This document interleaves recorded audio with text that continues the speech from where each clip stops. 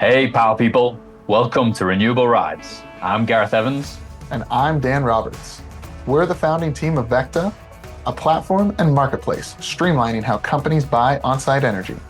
In each episode, we'll uncover the latest trends, challenges, and triumphs relating to the energy transition through the experiences of our team and our inspiring guests.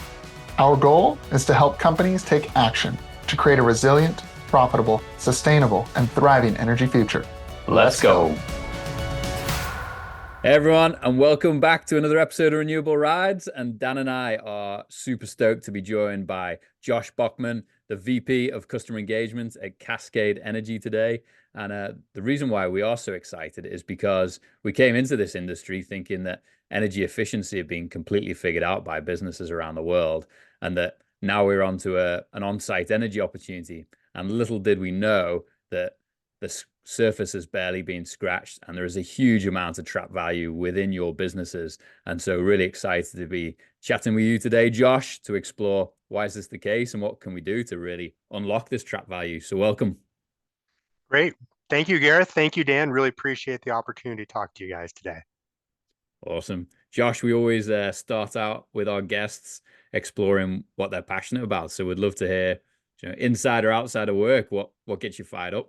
You bet. You bet. Well, personally, let's see. I have to go with family first. I've got a 10-year-old and a 12-year-old. Actually, my daughter's going to turn 13 this weekend, so I'll start bracing for the teenage years. And we really love the outdoors. I like to go mountain biking. I like to go skiing in the wintertime.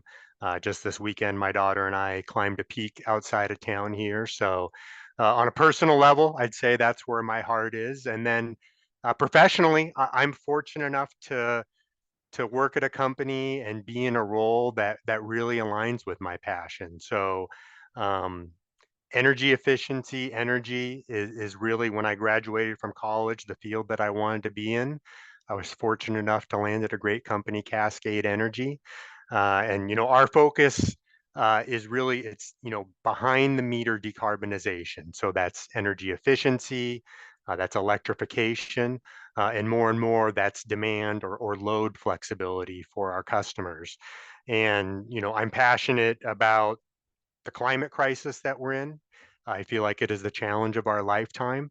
And I'm also passionate about industry. Industry here in the United States is really a foundation for prosperity for so many folks, for our economy.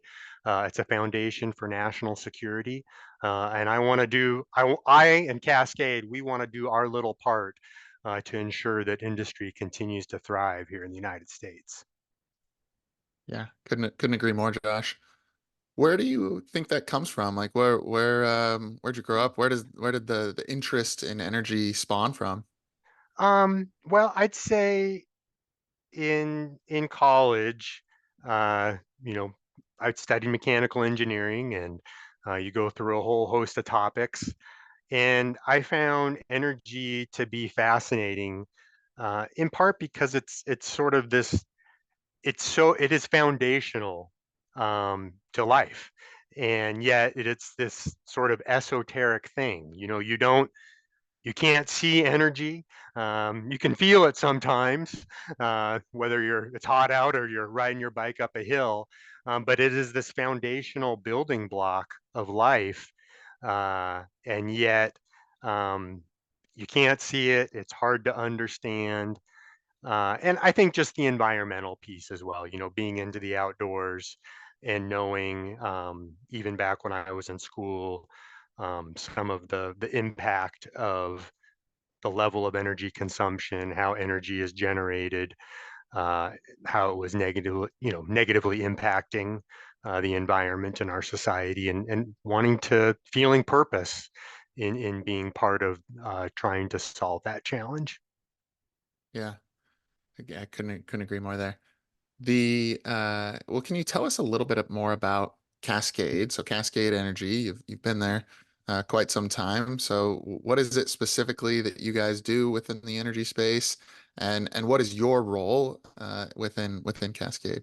You bet, you bet. Well, Cascade's been in business about 30 years now. and we're roughly 250 people. Our headquarters is in Portland, Oregon.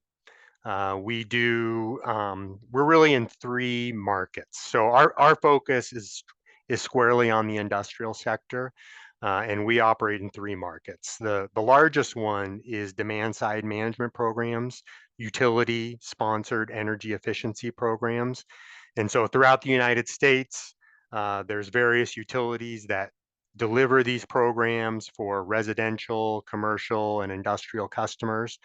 Our focus is on that industrial segment, and basically that utility offers Cascade as a resource to their industrial customers to figure out, how do we cut energy waste? How do they potentially electrify their operation? How do they shift load to different times of day to reduce their energy spend, to reduce their carbon footprint around their energy use? So that's one segment of our business. Another segment of our business is working directly for industrial end users. And often what that looks like is they will hire Cascade to work side by side with them to deliver an energy program across their enterprise. That may include a site that has one of these utility programs, often includes many sites that don't have utility programs, and we sort of figure out the best solution depending on that scenario. And then the last market we're in is what I would call like government / market transformation type programs. So we all know that in the Biden administration, there's been a lot of investment in decarbonization, a number of grants and funding opportunities that have been put out by the United States Department of Energy, or maybe flowing down to state energy offices.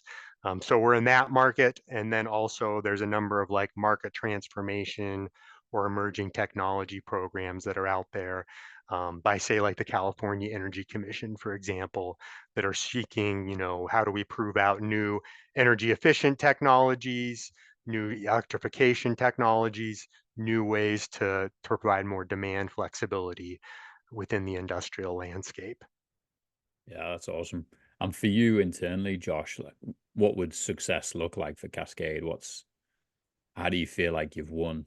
Or what Yeah. I mean, I think it's twofold, Gareth. Cascade, we're trying to grow our business like so many other businesses are, of course. And for us, what's rooted in that is impact. We want to expand the impact that Cascade can have in the industrial sector, helping decarbonize the industrial sector. I mean, it is just a tremendous challenge we face to reach 2030, 2050 goals. And the industrial sector, arguably is the hardest to abate in terms of how we reach that net zero, absolute zero type marker. So, we possess a lot of expertise around how industrial facilities use energy and how they can decarbonize around that use of energy. And we want to grow our company, grow our reach to extend the impact that we can have. And then secondarily, we are in a bit of a industrial boom here in the United States.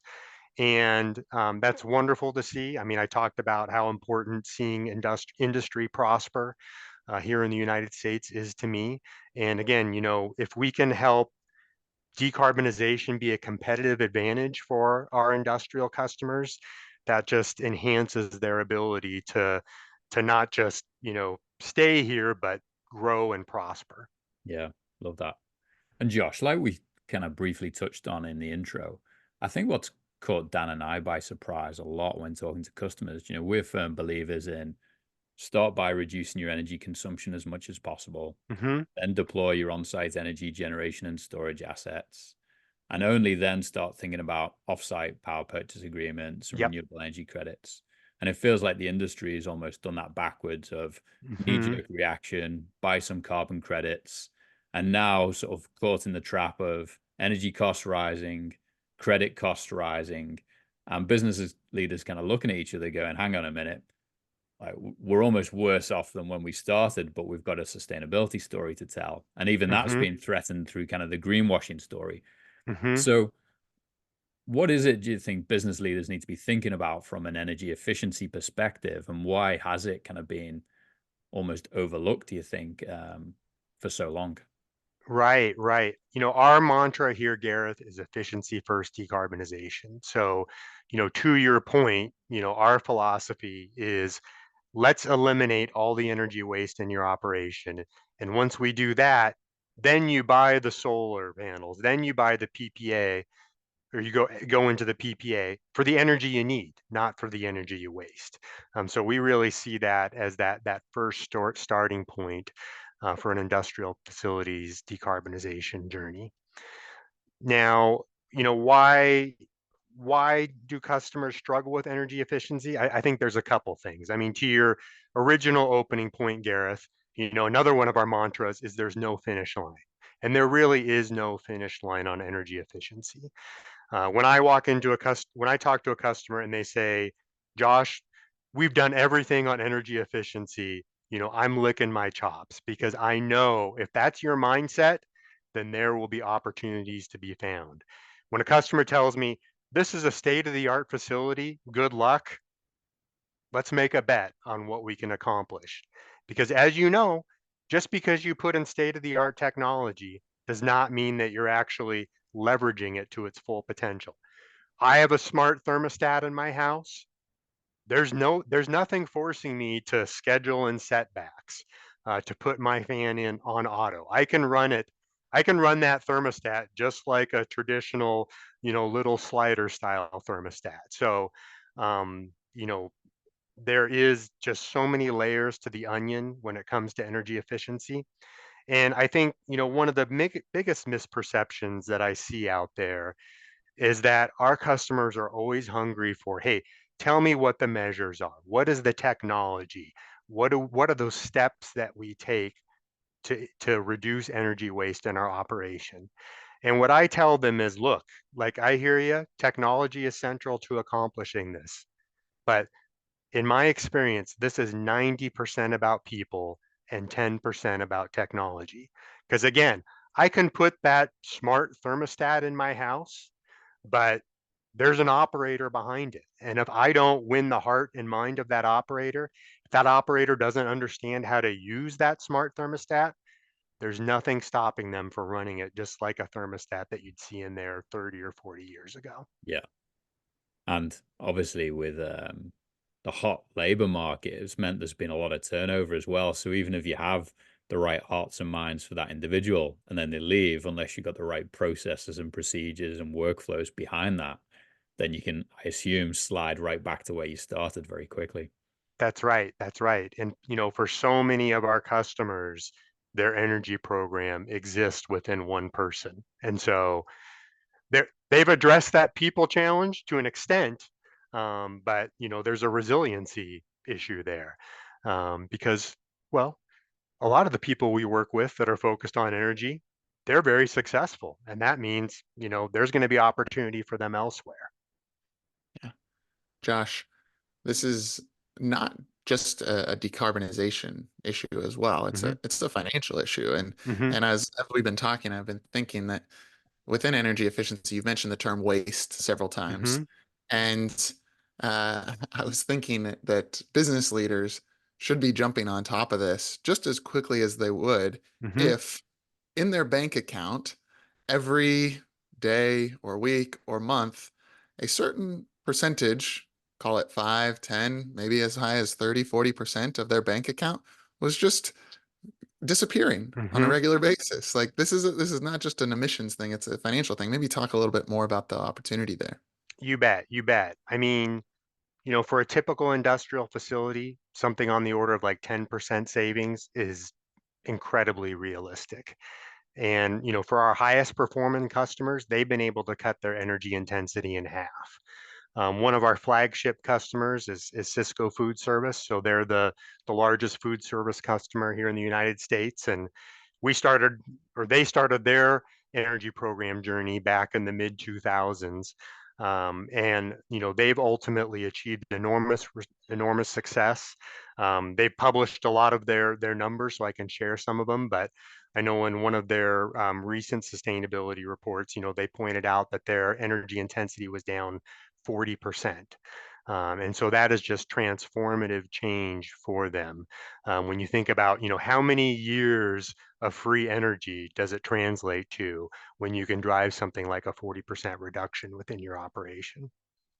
Incredible, and something that CFOs and COOs and certainly CEOs and boards would pay close attention to.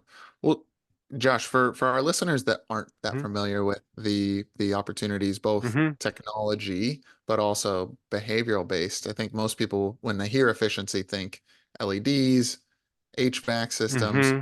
But within, beyond that, especially within the industrial space, can you give us some tangible examples of these applications and what companies can be doing? You bet, you bet. I mean, so generally speaking, you've got two classes of measures. You've got your low and no cost or operations and maintenance type measures.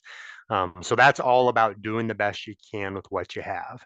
And generally that's where we like to start because quick wins, this is all about change and change management, and you all know how important quick wins are in that. And so, generally speaking, we like to focus on those low and no cost measures, helping the customer do the best they can with what they have, because those are things that generally are actionable.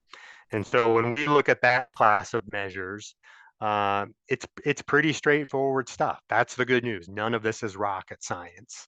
Do you have equipment that isn't being controlled?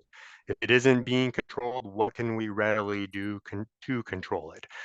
This could be a motor that, maybe we can shut down at certain times a day. Um, there's all sorts of, sensors that you're going to find in an industrial setting on an energy using system that are ultimately going to impact its energy use. Are those sensors in place? Are they functioning as intended?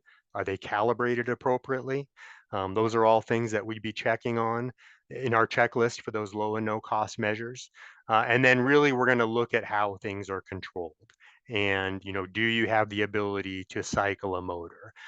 If you have a variable frequency drive on a motor, how is it being controlled? What sort of speed range are we allowing it to operate at? Can we lower that speed range so that we only run it at 90% speed instead of 100%. So often, as you can imagine, it's like 100 little victories on that O&M side. But, again, we can make changes right away. And those are changes that you can see in the meter level. You get that tangible result, and that builds enthusiasm for the capital project opportunities. I mentioned variable frequency drives as one of those capital project opportunities. I mean, the variable frequency drive, that is the workhorse of the energy efficiency market. Throughout my 20 plus year career, we've been doing variable frequency drive projects. I can't believe they're still out there, but they absolutely are. Um, I mentioned control systems. If you don't have a control system, then there's likely an opportunity to put one in there and achieve some real energy cost savings. We do a ton of work in the industrial refrigeration sector.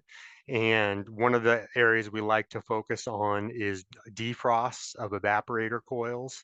And so that can be a really energy intensive event. And there's both O&M and capital project opportunities that can help reduce the impact of doing a defrost for a refrigerated warehouse or a grocery distribution center. So good. I think most people just think of, I've done my LED lights, I've ticked Hmm. the box, and it feels like such a false economy, doesn't it? That, for the purposes of not investing a bit of time and energy in trying to address this, you're willing to leave that money on the table. I've never heard of, or I don't know much about variable frequency drives, and I'm sure not Hmm. many of our listeners have. Do you want to expand on that, Josh? Because I think refrigeration, HVAC, a lot of that's Hmm. sort of fairly common for people, but we'd love to learn a bit more about that. You bet, you bet. So a variable frequency drive is, well, when I was a kid, my first bike, uh, it had one gear, right? Yep. And whether you're riding up the hill or riding down the hill, that's what you had. And a variable frequency drive is like upgrading from that BMX bike to a 10 speed, or nowadays it'd probably be more like a 21 speed or something like that. That variable frequency drive allows that motor to operate across a range of speeds. And generally speaking, when you're putting in a fan or you're putting in a pump, that piece of equipment is sized for that peak load condition. Yep. And as we all know, the majority of the time, that that pump or fan is actually not in that peak load condition, because maybe that's only on the hottest day of the year, or maybe that's on that day of the year when you're manufacturing more product than you typically do. And so what we see is that if you don't have speed control of the motor, it may just be running all out, even though the demand on it is less than normal, or maybe you're cycling that motor on and off. And generally speaking, using speed control to really match supply to demand is going to be the most energy efficient way to run that particular piece of equipment. Super interesting. Do you think that'll play heavily in the future in the whole demand response side of the equation, and bring in flexibility in terms of, being able to control that on the fly to either minimize your impact on the grid, or the grid being able to control your asset within your set bounds? What are you seeing in that kind of smart infrastructure and opportunity? You bet. Yeah, I mean, I think like a VFD is offers an opportunity to shed load, maybe more so than shift load. And so if we talk about a fan, and so in a typical fan application, like say in a refrigerated warehouse on an evaporator fan, there's a cubic relationship between speed and power. And so what that means is if we can run that fan at half speed, the power actually goes down by 80%. So there's this exponential relationship between speed and power. And so any sort of reduction we can get in fan speed can translate into a huge reduction in energy use. And so say we're running our fans at 100% speed because it's the hottest time of day, and the load's at its peak. If we can just, if the grid is saying, hey, we need you to reduce your load, if we can just drop that fan speed by 10%, if we can go down to 90% speed, for that demand response event, you're going to reduce the power on that motor by roughly, let's say 25%. So huge reduction in power. Yes, you're getting some reduction in capacity, but it's only about 10%. And you can probably ride out that 1 to 2 hour demand response event at that lower speed before bumping back up once that event is over. Wow, it's interesting. I was actually catching up with a couple gentlemen last night, and they were talking about how when they're speaking to businesses, and they're in this space as well, that they speak to the C levels and the board and say, you know, your building is not the core of your business. Your production of your widget or whatever it is you do at your facility is your core business. But in reality, as prices have gone up and the pressures to decarbonize have started to come into place, the building and how that is operating is increasingly becoming a part of their business. Josh, economics really run everything. How do these stack up? I'm thinking back to Gareth. We were speaking to a CFO several weeks ago who said, if you can show me projects that have 25 or 30% plus IRR or a less than 3-year payback, that's going to go to the top of my list. Where do these projects sit within those types of financial parameters? Yeah, I mean, projects within that, say 2 to 3 year payback criteria are readily available. And as I mentioned, there's generally, for so many of our clients, there's utility incentives available or other funding sources that bring that back down further. Again, oftentimes it's not a technology challenge, it's not a financial challenge, it's that people challenge. How do we convince that refrigerated warehouse that it's okay to run your fans at 90% speed instead of 100% speed for a few hours a day, or for maybe the entire year?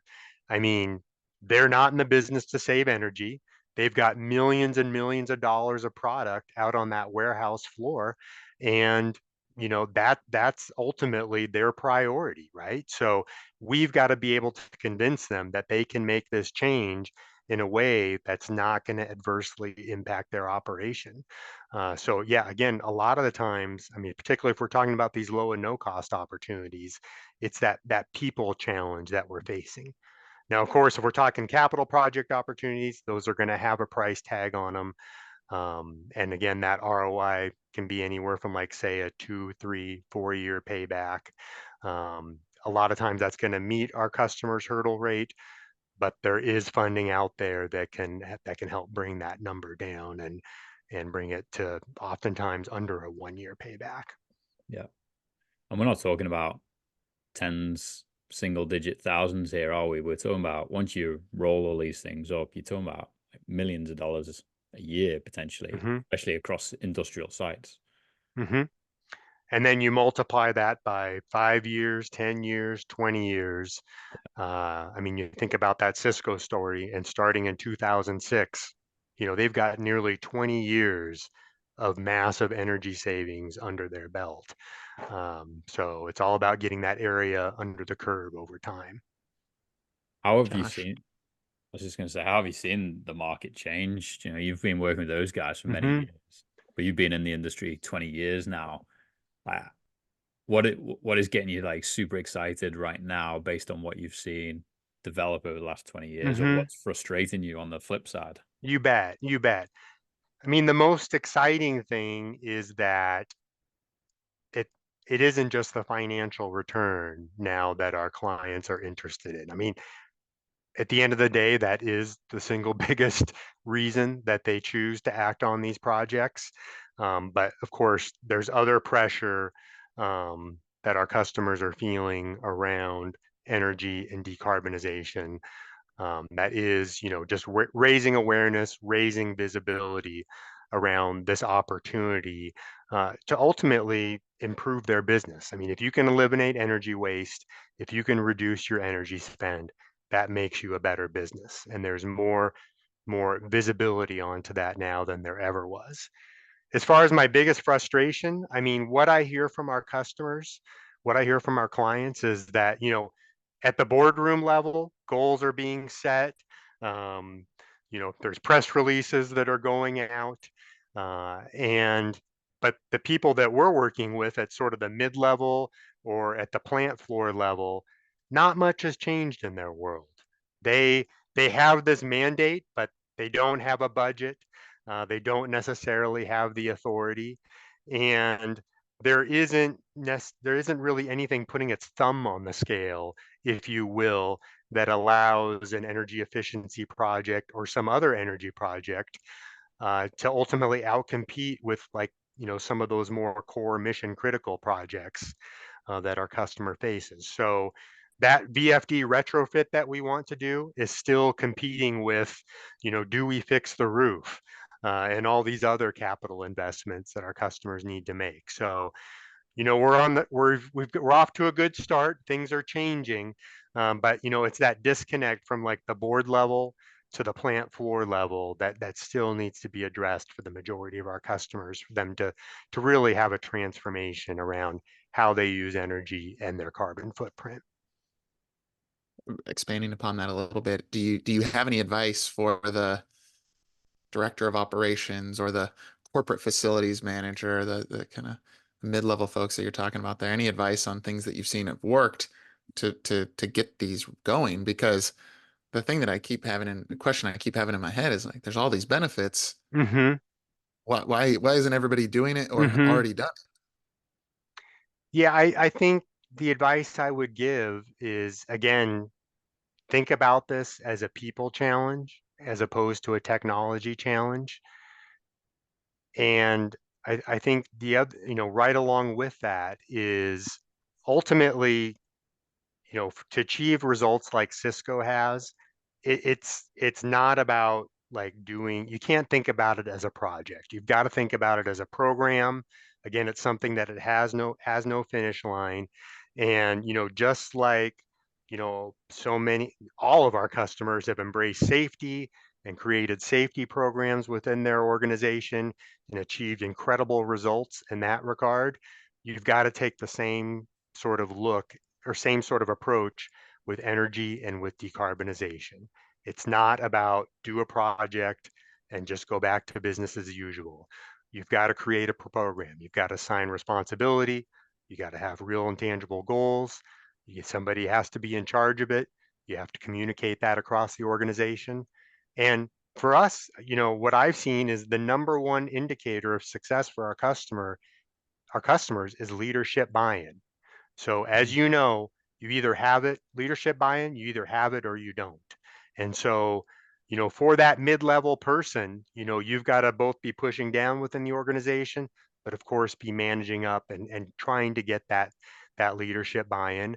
And typically what that means is you've got to come up with something bold, right? Because if you want to get leadership's attention and you're talking about, well, we can get, 2 to 3% savings, something just kind of on the margins, that's not big enough. That's not bold enough. So go big or go home.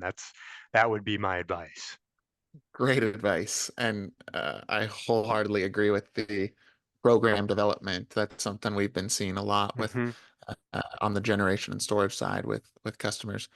Josh, I want to switch gears a little bit. We haven't touched much on it, but I know it's a key aspect of Cascade and especially of late and where you Hmm. guys are headed. But tell us about the work that you're doing in electrification and what companies are doing. I think the easiest thing to think about is transportation electrification, but Hmm. what are some of the other things that you've been doing? Yeah, I mean, in the industrial space, industrial heat pumps are really what everybody is talking about with respect to electrification. And, that technology is still, very much at a starting point here in the United States. So if you go to Europe, if you go to Japan, you will see factories that are using heat pumps in lieu of fossil fuels. And, so here, when I talk about how tough the industrial sector is to decarbonize, and it is those scope 1 emissions, right, that are going to be the hardest to abate. And industrial heat pumps are going to be really central to lowering that thermal, um, the carbon footprint around all those thermal loads that exist in the industrial space. So And you, yeah, that's really where we're investing our focus in terms of raising our expertise and leveraging those market transformation and emerging technology programs to start getting heat pumps implemented here in the United States. There's the whole sort of financial challenge around how you justify putting in a heat pump. But there's also, that supply chain challenge. How do you get your hands on a heat pump? How do you get somebody that can design and install one for you? And then who's going to service that heat pump moving forward? That whole ecosystem, needs to be created for that to ultimately, be a ubiquitous technology that we see throughout industry here in the U.S. yeah. Can you just give a brief explanation of the heat pump technology and both, I think, air, but Hmm. also water applications? You bet, you bet. So I think if you're familiar with a heat pump, it might be because you have one in your house for heating your home, or more and more we're seeing water heaters that are driven by a heat pump. And so a heat pump is it's basically like an air conditioner or a refrigeration system being run backwards. You're grabbing heat from some sort of it could be from the outside, it could be from the outdoor ambient environment.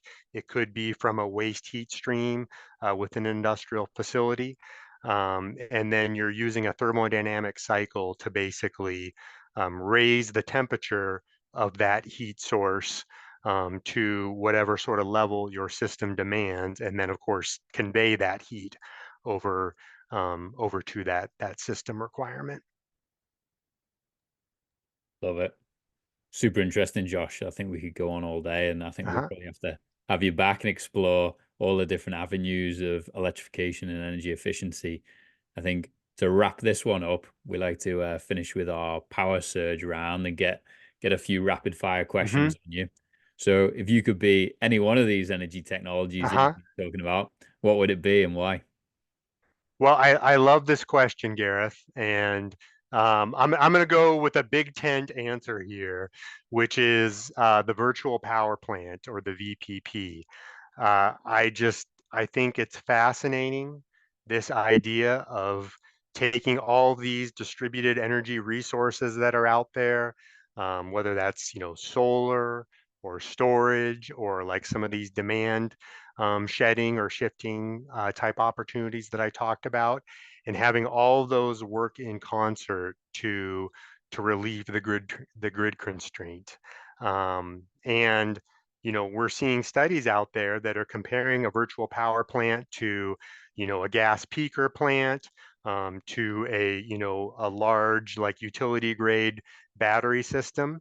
And they're showing that virtual power plants can outcompete on a cost effectiveness basis. So I really, we're just going to see more and more of those in the future. Someday, my dishwasher is going to be integrated with the electric utility, and when I on those nights where I do the dishes and I push on, the utility is going to say, well, is it best to do it here at 6 p.m. or could we actually wait till 3 a.m. to run that dishwasher, because that's what's best for the grid. So yeah, I think it's just going to be fascinating to see over the next 5 to 10 years how these virtual power plants become ubiquitous across our society to ultimately match demand to that clean energy supply. Love it. Really like that answer. Yeah. We haven't had it yet. Josh. And Yeah. a massive fan, because I'm a big believer, Josh, in the whole Mm-hmm. parallels between the web and the data and digital transition and Mm-hmm. that of the energy transition. I think for VPP, Mm-hmm. virtual power plants to work really well, we have to get really slick with our technology and make it super easy for Josh to sit on the couch and say, I'm willing to let you use my refrigerator or use my Mm-hmm. fans at my business during these times of day. Super excited about that. Jigger actually talked about that on episode 38 of our Okay. podcast, and sounds like the DOE is in agreement with you and they're doing a lot of work around this. So it's great Mm-hmm. stuff. Also exciting to see how we talk a lot about people going from consumers to prosumers, Mm-hmm. and just the revenue generating opportunities for businesses and the revenue generating opportunities for individuals. I personally participate in Ohm Connect's program, where I can Mm-hmm. earn points for reducing my load on Ohm events or Ohm hours. And I think we're excitingly going to be seeing more of that, and businesses can follow suit and take advantage as well. So great answer, Josh. I like that. And thanks for the thorough detail on why. Do you have any specific recommendations from sources of educational content or things that you really like, whether it's books or podcasts, newsletters? Where do you get some of your favorite information?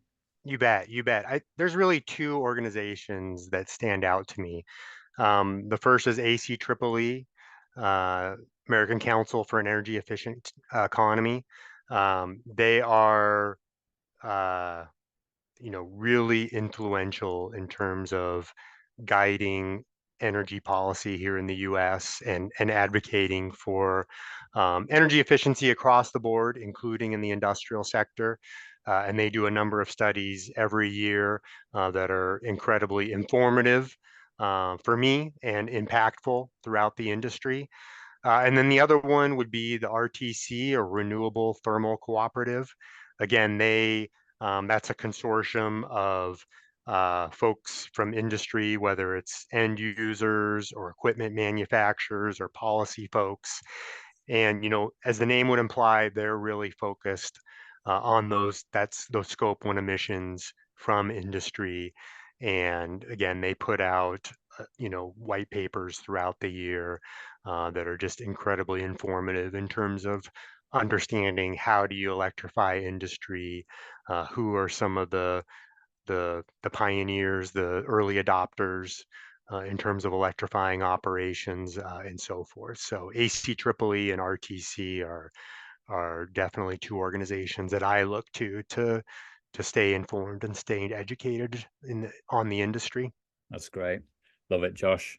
And how would you finish this statement? In my life, I will have been successful when? Well, That's a great question. God willing, I'll make it to 2050. I think I've got a good shot. And by 2050, I hear a goal about industry being net zero. I want to one up that and say that industry in the United States is absolute zero. I don't think net zero is good enough.